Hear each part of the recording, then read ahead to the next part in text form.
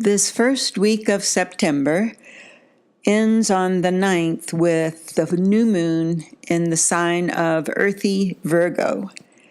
And in fact, this week we have a grand harmonious triangle in earth signs. So it's sort of a fall to earth, but it's also bringing us in touch with our flawed humanity, our flawed humanness. Also on the 9th this week, Sunday, Venus will move into Scorpio, and she is actually going to go retrograde while she's in Scorpio. So she's going to go back and forth between Scorpio and Libra for the rest of 2018. So the 9th is a big date in many, many ways. Also this week, we have Sheriff Saturn in Capricorn, who's been in retrograde motion. He turns direct, and his energy is in that grand harmonious triangle. And so we have not just the forward gear now with Mercury and Mars, but also the forward gear with Saturn, which says all the work that you have been doing now comes to fruition, and you see exactly the change in your thought pattern that you want to plant on this new moon, September the 9th. Welcome. I'm Judith Royal, archetypal astrologer, and this is your astrology weather forecast for the week of September 3rd through the 9th, 2018. We start this week feeling quite mercurial with the moon in the air sign of Gemini.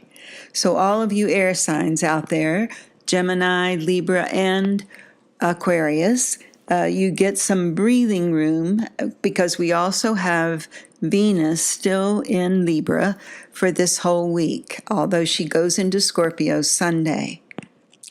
You might decide that Labor Day is the perfect time to master the zen of roller coastering. It's the perfect day to let your curiosity run free. So Tuesday the 4th, probably back to work for many people, the moon will be in Home Sweet Home Cancer. So there is a note of seriousness about Tuesday, and maybe a little side dish of surprises.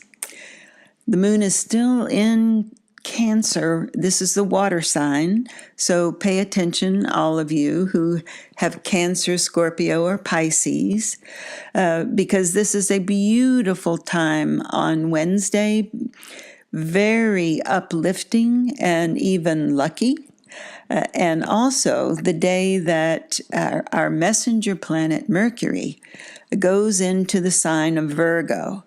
And wow, does that complete that grand earth triangle called a trine in astrology, adding to Sheriff Saturn and urgent Uranus. And this has just got so much energy that is down to earth, though, so it's productive. It's wanting you and helping you put whatever you're creating, whatever you're working on, putting it into success in the marketplace. So take advantage of that wonderful communications day on Wednesday to do that. Now, Thursday the 6th, the moon moves into fiery Leo. And all you fire signs, you sort of haven't had much oxygen for your creativity in a while. Take advantage of this because, you know, for fire signs, especially right now for Leo, but for all fire signs, you're getting this square or this tension from that Jupiter in Scorpio. So your tendency is going to be to overdo it a little bit out of frustration. So because you know that's coming, you'll just try not to do that, all right? So now the 6th also starts the 3 days before that new moon in Virgo on Sunday, and that's called the balsamic phase of the moon. Very beautiful time for prophecy. And of course, you are the prophet of your own life because you wrote your own script for all of this. And if you stop in your meditation on those mornings in particular and let yourself do some far seeing, some clairvoyance, some clear seeing. And that grand trine perfects, is perfect on the 7th, on Friday, which also has Mercury really helping us out. So if you write or give speeches, or you're just in a meeting where it's important for you to get your idea across, wow, Friday is your day. Saturday, the moon moves into Virgo on the way to that new moon event on Sunday. And so on the way, we still have Saturday a huge impetus for bringing things in order, emotionally especially, so that your emotions are very stable, right? That you've got your head in the heavens and your feet on the ground. Just the perfect place for bringing heaven to earth, right? And on Sunday, then, the new moon starts that new lunar cycle.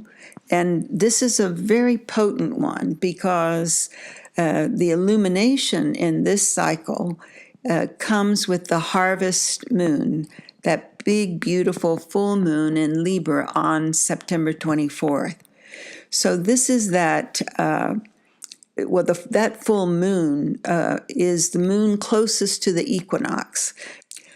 Your new moon intentions that you want to set this Sunday, put into motion for, the whole coming month, the ability that we have now, especially, to heal the perception we have of our body.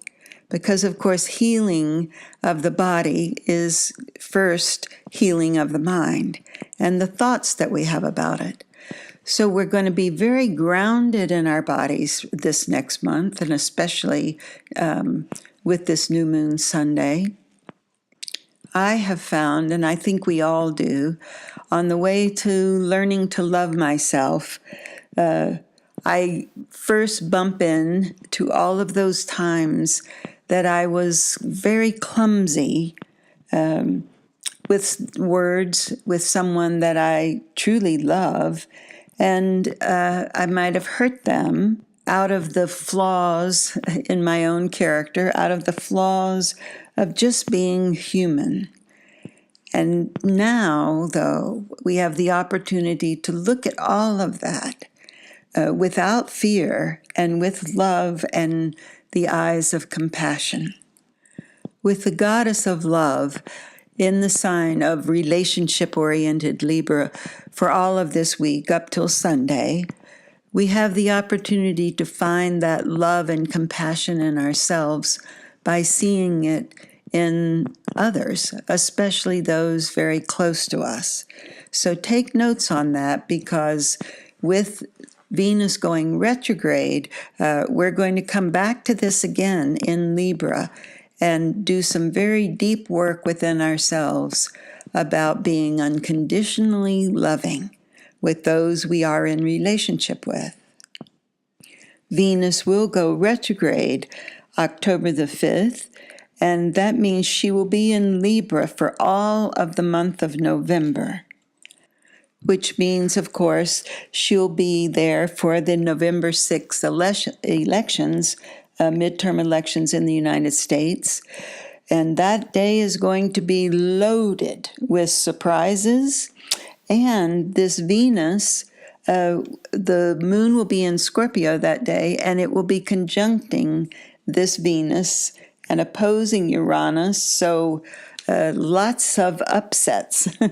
And November 6th is also going to be, this is going to be a very big turning point for our culture, for our life in the United States, our political life, because it's also the eve of the new moon, which comes in Scorpio on November the 7th. And still looking ahead, November the 8th, Jupiter finishes his 1 year stay in Scorpio. Remember, he's been our whistleblower, our champion of the truth always. And now he goes into his home sign of Sagittarius on November the 8th. And that is a full year of really blatant truth. Not that the truth ever hurts, right? But this is going to be the truth expanded by Jupiter such that it cannot be contained or held back. We have been digging for deeper truths for some time now. And this Virgo new moon